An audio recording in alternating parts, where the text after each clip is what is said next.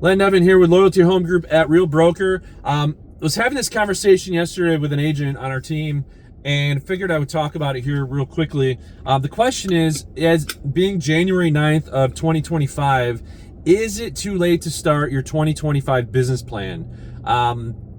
Experts, gurus, coaches, things of that such would probably say, yeah, too late. Everything you do in real estate is 90 days out. So, anything you do today, don't expect to see results from it for 90 days. Well, okay. So let's talk about that real quick. It's January. What's 90 days from now? Well, 90 days from now is March 9th, right? So February, well, I guess more than that. April 9th, sorry. My math is apparently not my specialty. So February, March, April.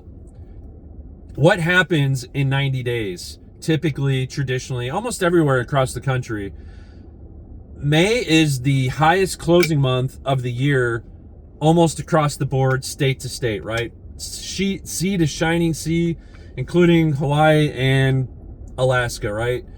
May is the highest closing month of the year. So that means in 90 days, April is the highest written contracts month of the year. So if I start doubling down on my activities today and I don't see results from that for another 90 days, well, then I'm going to start seeing the results right at the peak month of writing contracts. So just because I didn't start my business plan back in October, November, when most of the classes are, when you see title companies and all these different, offices and things like that, pushing out the business planning classes. So just because I didn't do it then, just because I didn't start it then, doesn't mean I'm dead in the water, right?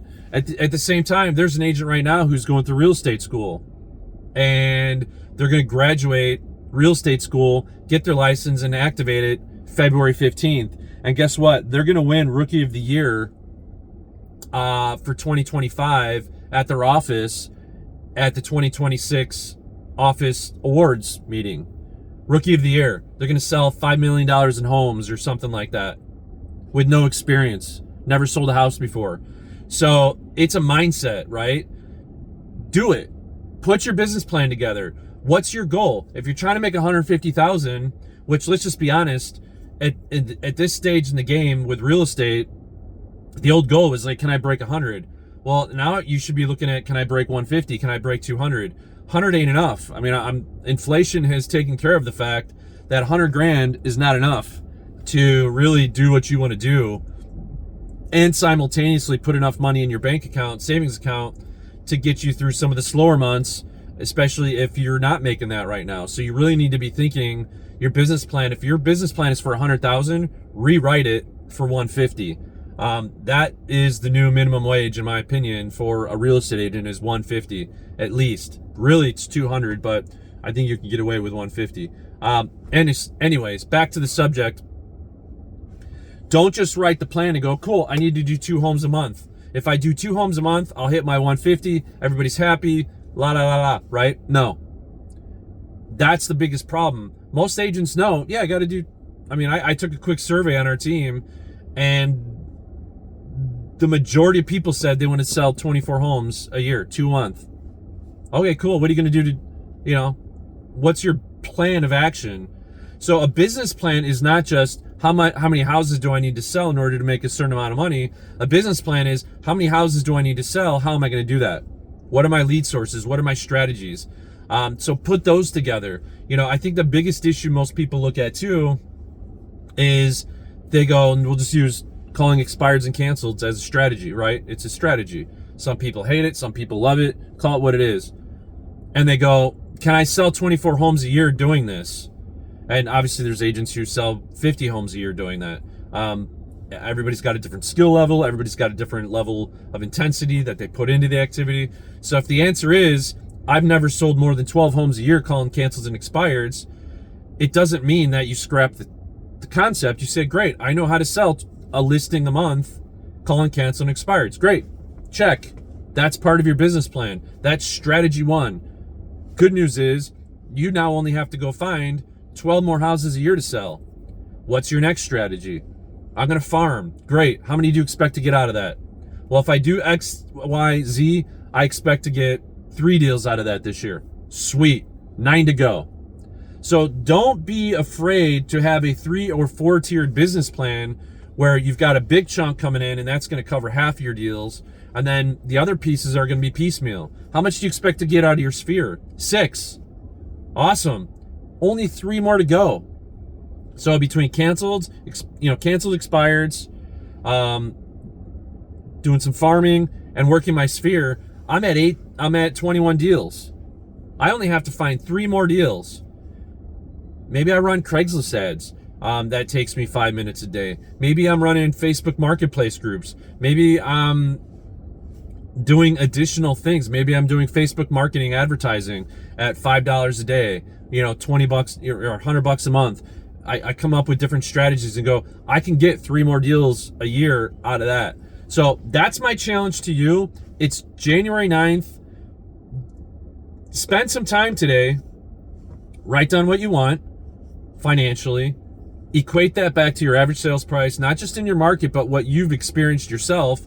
So if the average sales price in your market is $600,000, but everything you've been doing has been at $350 to $450, well, then your average sales price is $400,000 in a $600,000 market. Be realistic.